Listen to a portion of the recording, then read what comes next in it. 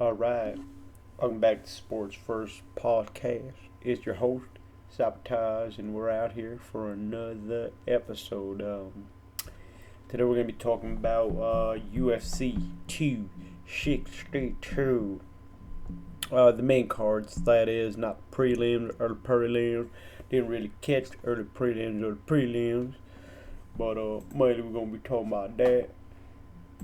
If I feel like it, or I was planning to only do a good 20 minutes. I usually do say that, and then I end up going for a good hot minute. But today, we're gonna stick to the word of the man. That's me. So, we had a couple of good fights. I wanted to get one specific topic out of the way, which was Dana White, or Dana White, Mr. White, saying that Johnny Jones Bones is the goat of the UFC, which that's what I already thought. He said there's other guys that are, or that are on that list as well, like as in Khabib Nurmagomedov. Yeah, I'm like, let's call him Khabib. How about that? How about that? But yeah, pretty much he said Khabib's also on that list, but pretty much saying that even if John Bones Jones decided to retire today, he would be the GOAT of the UFC, which I believe 100%. With the amount of fights he's had and all that other good stuff. Um, I looked up a lot of UFC stuff this week, and I was wondering if I should even do one, but realized that nobody even really brought that up. That specific topic. So just pretty much bring that up for the very beginning of the show, just to make it interesting. But yeah, I do believe that John Bones Jones is the GOAT, but he if he were to win that heavyweight, that would like if he were to win that heavyweight title, that would like 100% guarantee him to be, the GOAT of the UFC. He did have that failed drug test, which doesn't really look good on any athlete's pretty much career. Just that just kind of ruins it. Most people. It's obvious why, but look at Canelo, right? He's got that issue with how they're saying he's got the tainted meat and all that other stuff. Billy Joe Saunders was telling him before the fights. He was like, "You like the beef? You like the beef?" I don't know if y'all caught any of them. But so it happened there. Canelo broke his orbital bone, or some bone in his eye area. Almost made the man go blind.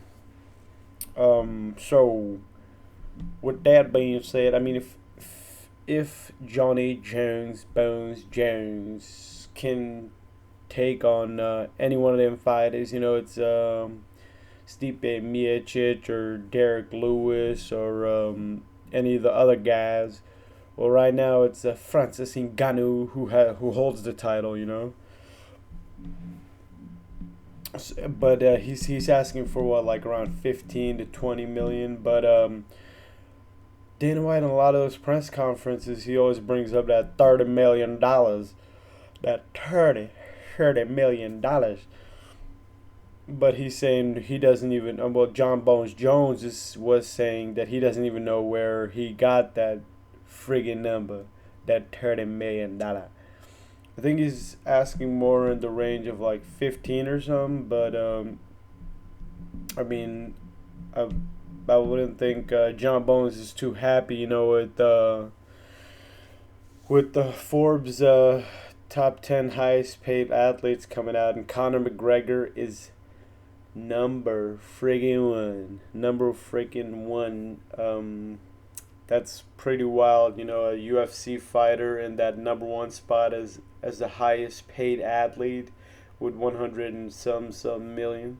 I mean, I don't really keep track of the money shot of the deal and all that stuff, but I mean, I those lists kind of make, you know, the headlines everywhere pretty much. You know, everywhere you look that somebody's bringing it up on Twitter, on Instagram, or just wherever and just whatever and wherever and whenever.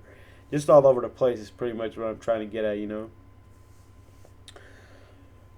I mean, it's not like I was looking for any of them articles or none, but you know, they just came up, and you know, you got them soccer players, them tennis players here and there. You got King James, and but you know, you got King Messi and King Cristiano.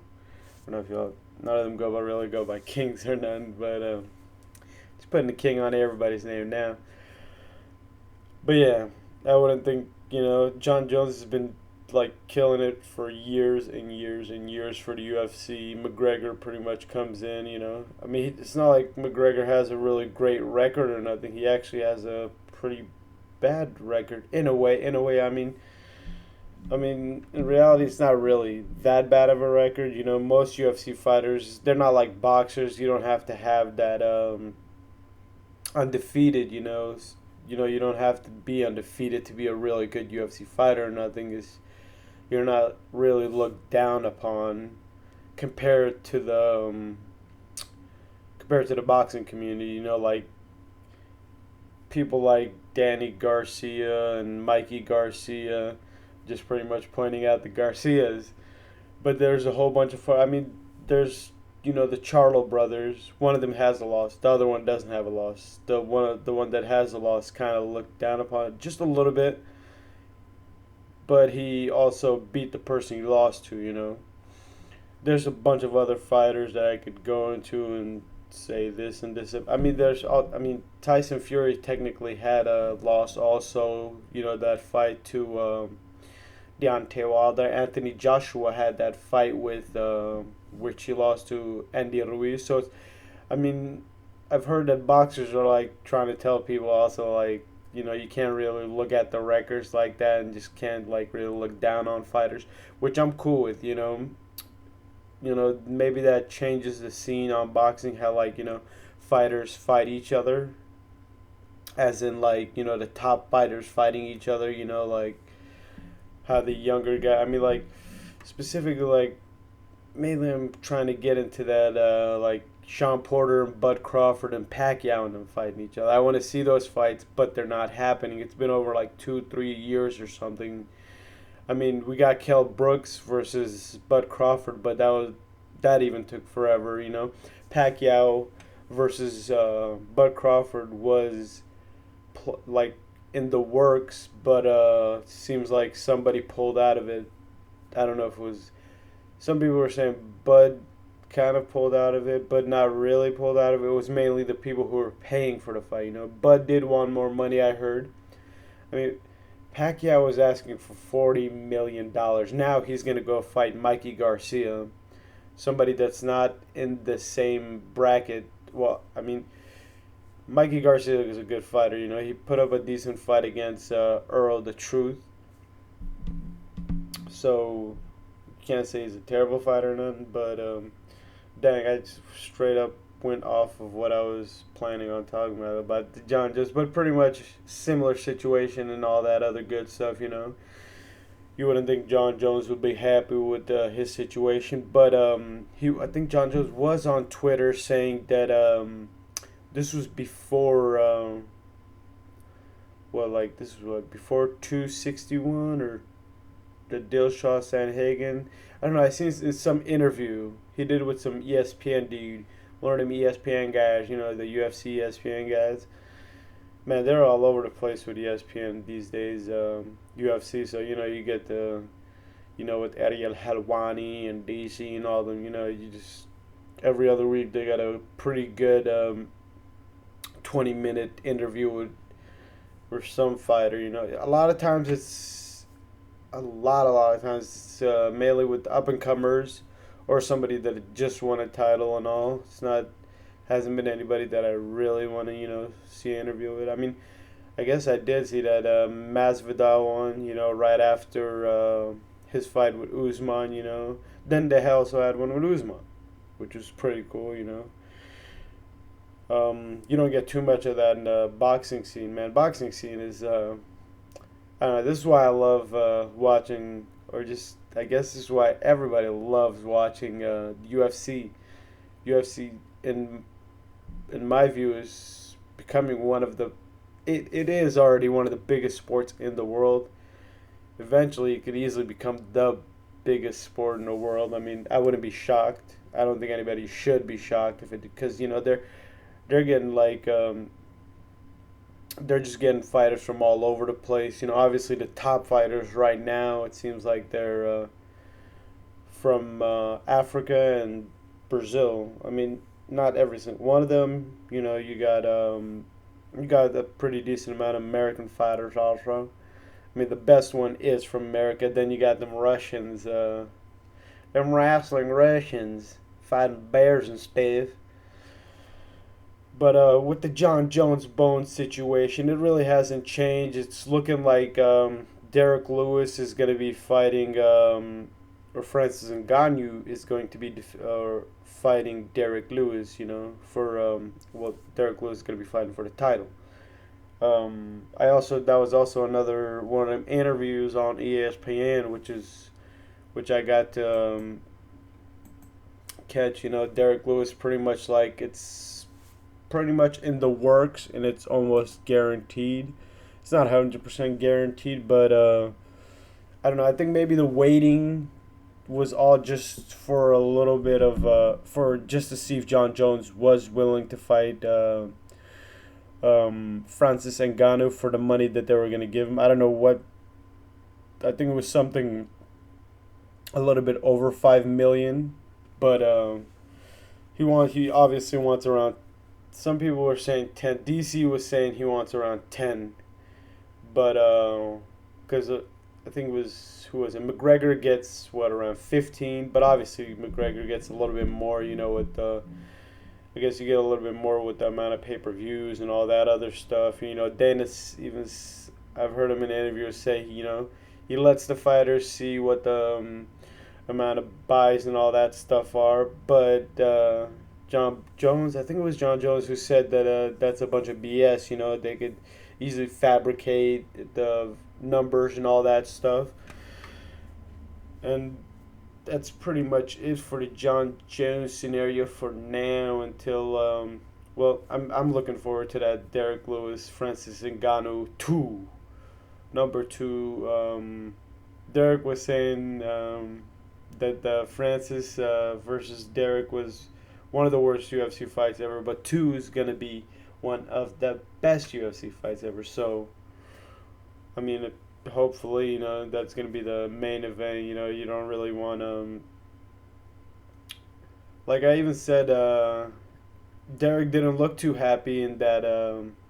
After winning that fight, he even said in the interview he really wasn't happy with how the fight went. I think he also said he wasn't really in shape, or there was some injury or something. So that's one thing I didn't really mention, that I should have mentioned in one of the earlier podcasts when I brought up Derrick Lewis, Houston guy.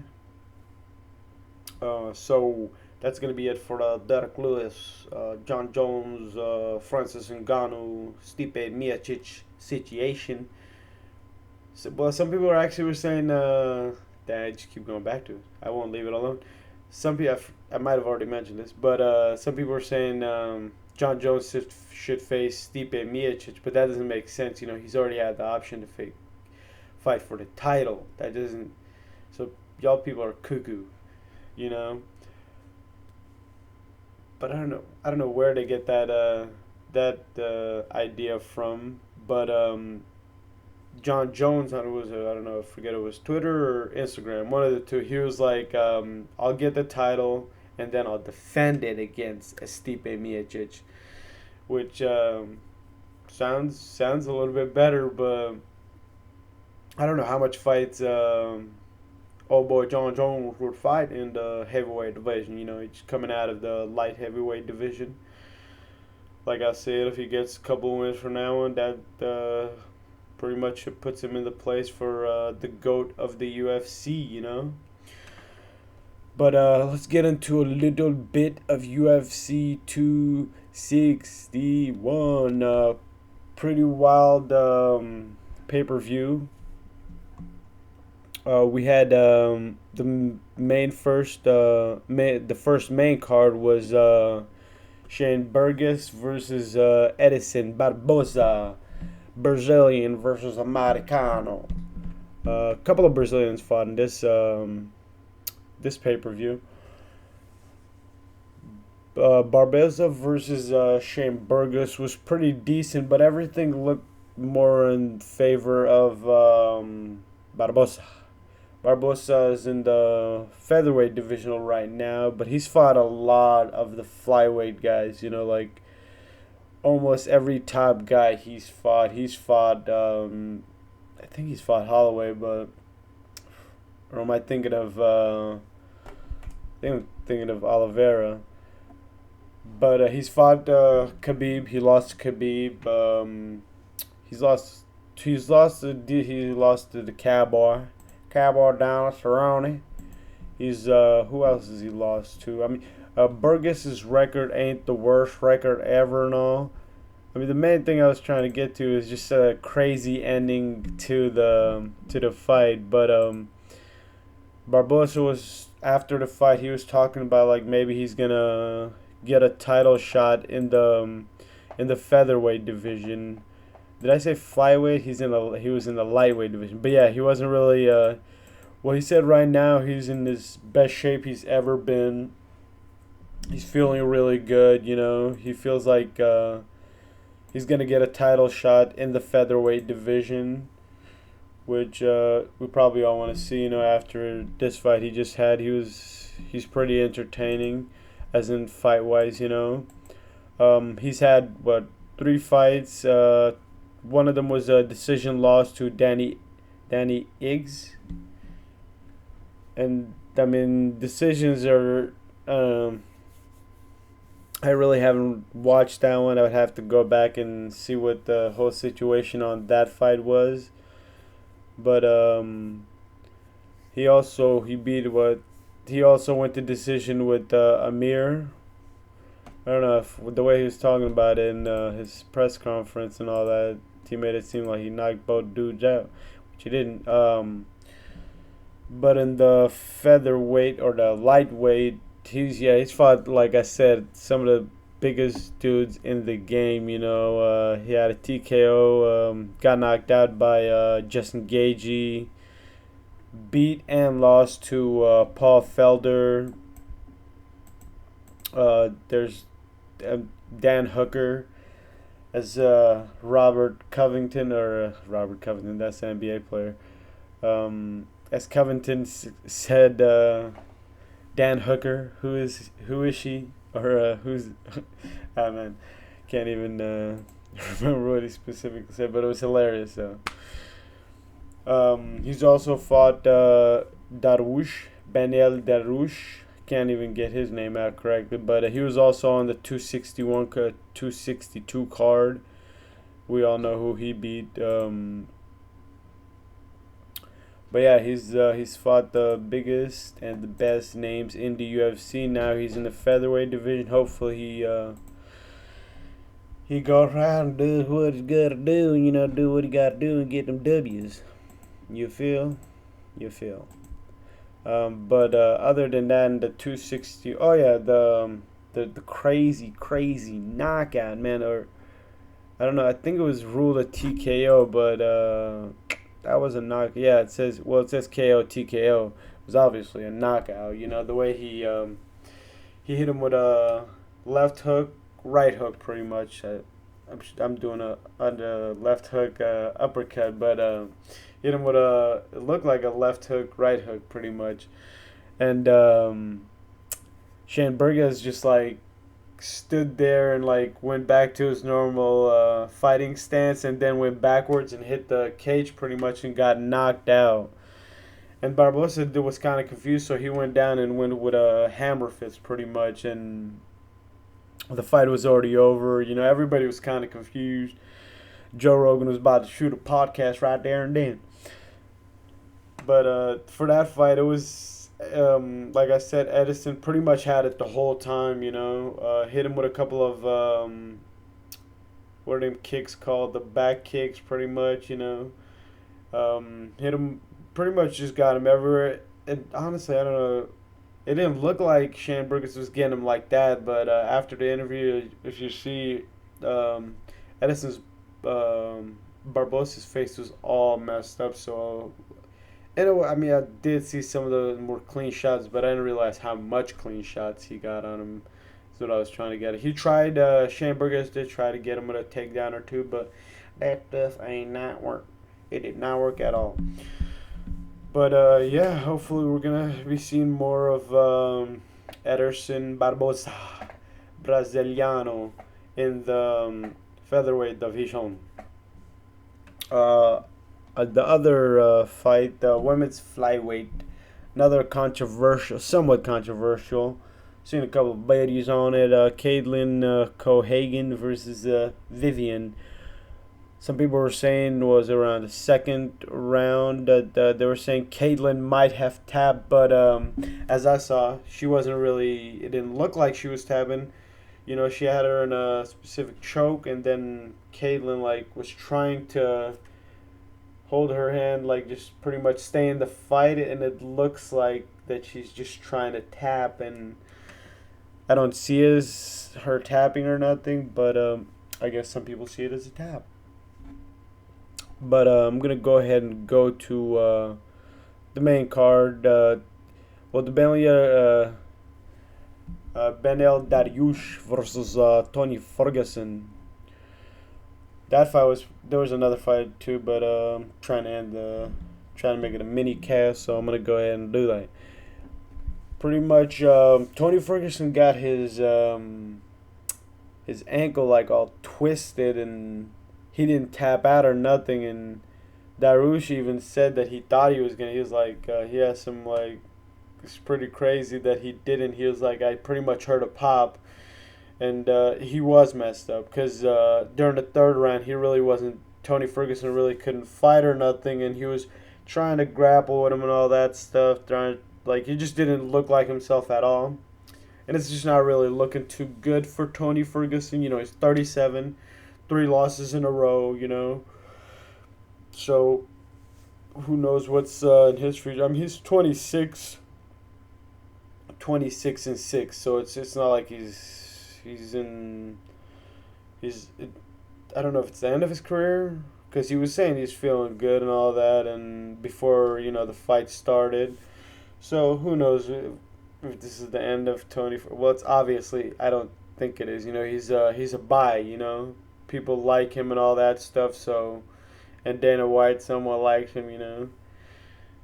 He's a good talker and all that stuff. So the fans. I mean, I like Tony Ferguson. I'm not the biggest fan or nothing, but most fighters, I like most fighters. I'm a fighter fan. I'm not really specific on. Well, there are somewhat specific fighters I do like. I'm big on Brazilian fighters.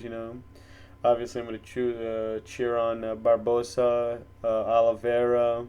There's a whole bunch of other Brazilians that I do, Nunez, I'm also somewhat rooting for her also. There, I mean, I'm all over the place, so that's what I'm trying to get. I'm a fan of Israel, I'm a fan of Usman, I'm a fan of Johnny Jones Bones, somewhat fan of Sean O'Malley. I just think O'Malley's really funny. That's the other thing, but he's not a bad fighter. Even though somebody I know says says he's trash, but I don't think so. So we're just gonna see how the rest of his career goes.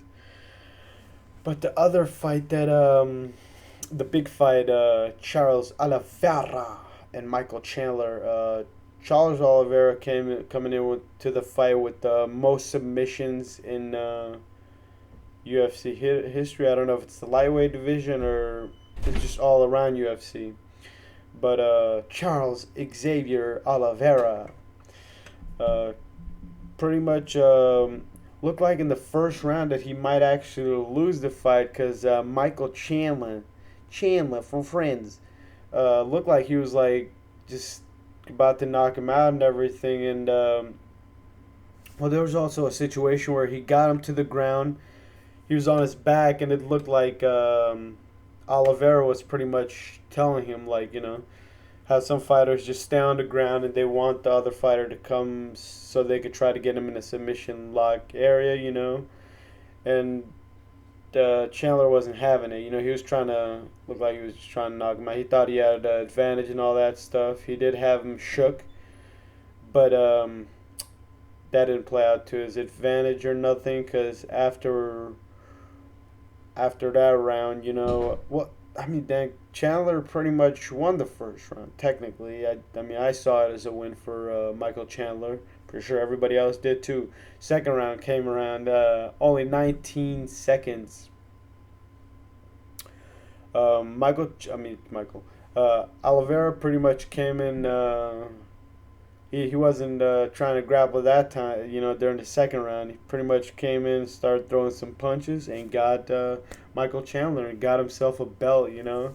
So that was pretty nice to see. After 10 whole freaking years, the longest ever that a UFC fighter had to pretty much wait or not wait, just longest UFC fighter had to go until he got his title, and he got his title. So congrats to Charles Xavier Oliveira. Yeah. So that was pretty much it for 262. Michael Chandler was saying after an interview with Joe Rogan that he's gonna get himself a title opportunity within a year or so. If like Tony Ferguson said that he's Dana White privileged, then he most likely will, won't he? Other stuff from Charles Oliveira. Well, I don't know. He said a couple of good things, but a lot of it was being interpreted, so it's kind of hard. I mean, it wasn't really hard to understand or nothing. It was just I was missing. I don't know. I was like zoning out with the interpretation from the interpreter. But pretty much, they did ask him like who he wants next, and he said he doesn't really care. I mean, there's a lot of fighters out there. Uh, he can get Dariush, Beneil. He can get. I mean, I don't think they give Tony Ferguson right after he just lost or has lost three. Um, I mean, would it be? Oh, yeah, actually, it was Conor McGregor. He tweeted out that he congratulated Charles Oliveira and said he's the 11th lightweight champion, and he wonders who's the 12th is going to be.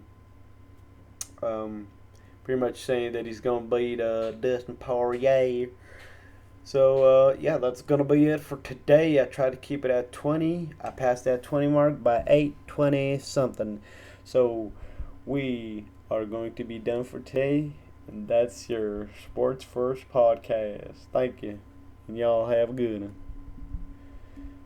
one. Trying to get this pretty much done with, and we're out.